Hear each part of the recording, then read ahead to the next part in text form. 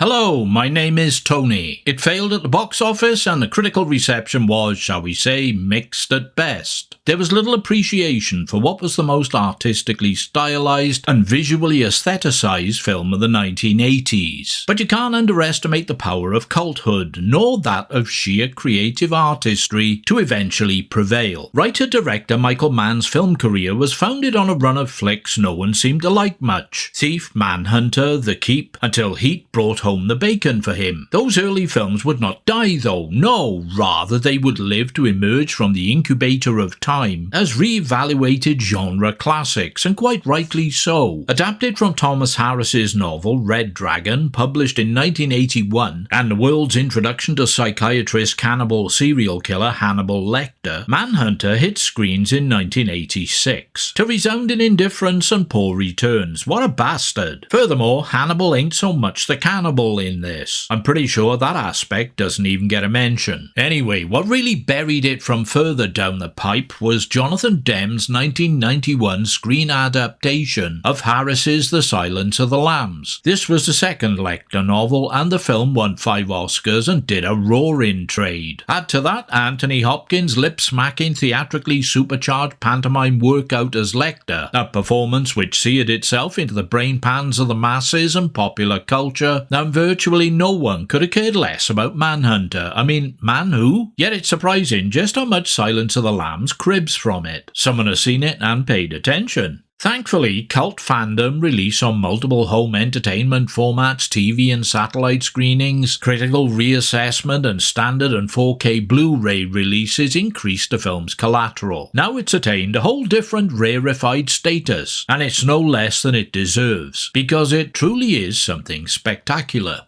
Will Graham, William Peterson, is a former FBI criminal profiler. He lives with his wife Molly, Kim Greist, and son in Florida. In the process of apprehending psychiatrist serial killer Hannibal Lecter, Brian Cox, Lecter nearly killed him. Traumatized and burnt out, he quit the service. His ex-boss, Jack Crawford, Dennis Farina, has a problem. A serial killer, dubbed the Tooth Fairy by the gutter press, is taking out whole families at random, seemingly when the moon is full, so he's thought to be on something of a lunar cycle. Therefore, he will strike repeatedly until stopped. Yep, it's the old reluctant ex-whatever persuaded or coerced back into service for one last case, usually accompanied by platitudinous encouragement like, "Come on, we really need you on this one, Slim, Jablonski, Carlos, whatever your name is." A cliched but attractive hook. We like it, do we not? For we know there will be danger and consequences ahead, and we anticipate seeing what they are. The Tooth Fairy slaughters the families in their homes, poses the bodies, inserts slivers of mirrored glass into their eye sockets, bites the women, and leaves behind very little in the way of clues or evidence. Enough to identify and find him, though, if he was on the database, which he isn't. Graham decides to approach the imprisoned Lecter and explore the possibility of his providing some insight into the killer's motivations. Despite being an insane killer himself, he is a qualified psychiatrist after all, and uniquely cognizant when it comes to understanding such things. He agrees to look at the case files. Thing is, Lecter has his own agenda. He holds something of a grudge against Graham for spoiling his fun and is in the market for a smidgen of revenge. He's in contact with the Tooth Fairy, who sees him as something of a mentor. They communicate via coded messages in the personal section of the National Tattler, a low-rent scandal sheet. Lecter's own psychiatrist, Chilton, Benjamin Hendrickson, gets wind of this and informs the FBI. The Tooth Fairy, it is revealed, is one Francis Dollarhide, Tom Noonan. He's a freakishly tall, socially awkward loner with some jarring facial disfigurement from a botched hair lip fix. He works at a St. Louis film lab and nurses romantic inclinations towards his blind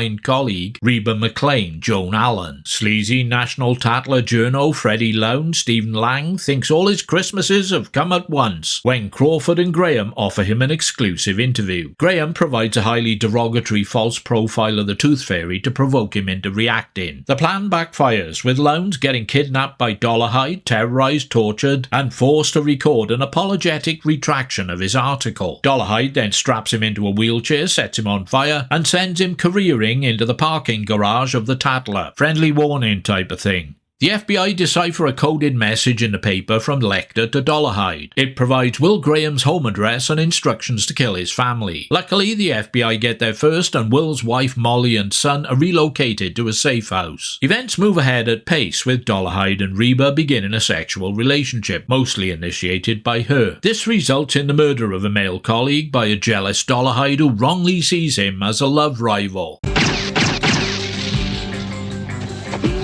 It also puts Reba in mortal danger for what Dolarhyde perceives as betrayal. Will realises the Tooth Fairy was able to plan the killings of the family so meticulously by having access to their home movies, which leads the FBI to the film processing lab and in turn to Dolarhyde. Can Graham and Crawford make it his place in time to take him down before he rips open Reba with a big shard of glass? Well, if you haven't already, watch it and see. Producer Dino De Laurentiis thought the title Red Dragon sounded too much like a kung fu flick. Then of course Year of the Dragon had bombed at the box office the year before and he'd produced that. So he insisted on changing it to Manhunter, a title Michael Mann, Peterson Cox and just about everyone else involved with the production didn't like. But it was Dino's ball and he was going to play with it, and so it was. Originally, De Laurentiis wanted David Lynch to direct because he still had him under contract since Dune, another mega flop. Some track record there, Dino, like a prototype for the modern Disney. Lynch thought the story violent and degenerate and refused point blank to do it. Yep, this is David Lynch. The David Lynch. You know, Blue Velvet. Just saying. Then again, Dino wanted either Richard Gere, Mel Gibson or Paul Newman to play Will Graham. He wanted Mandy Patinkin, John Lithgow, William Friedkin, or Brian Dennehy for Lecter. Didn't get any joy with those either. What does it matter? Because I can't see how the film could have worked any better than it did with the incredible talent finally involved. Just because it didn't make any money doesn't mean it wasn't a creative artistic triumph. I went to see it, I paid to see it, money bloody well spent. This is what you get.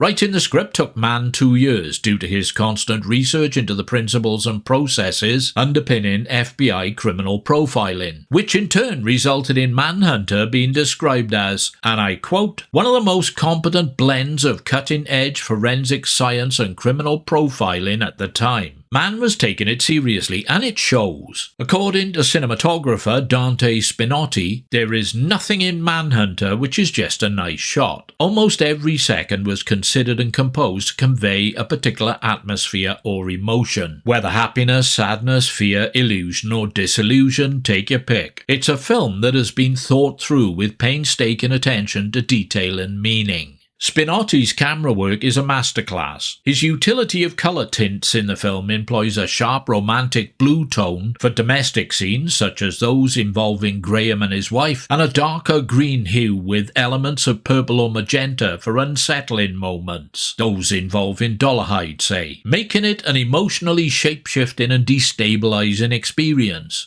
Wisely and adding to the off-balance coding is the soundtrack. It's mostly diegetic with nothing much composed directly for the movie itself. Standout audio is found in the use of Iron Butterflies in Agada de Vida, which is an ominous track at the best of times. It becomes Dolarhyde's signature tune. Peterson drew critical flack for his portrayal of Will Graham. I'm at a loss to comprehend why. He's more than fine, hitting the right notes of mental fragility and compulsive determination once he's immersed in the case.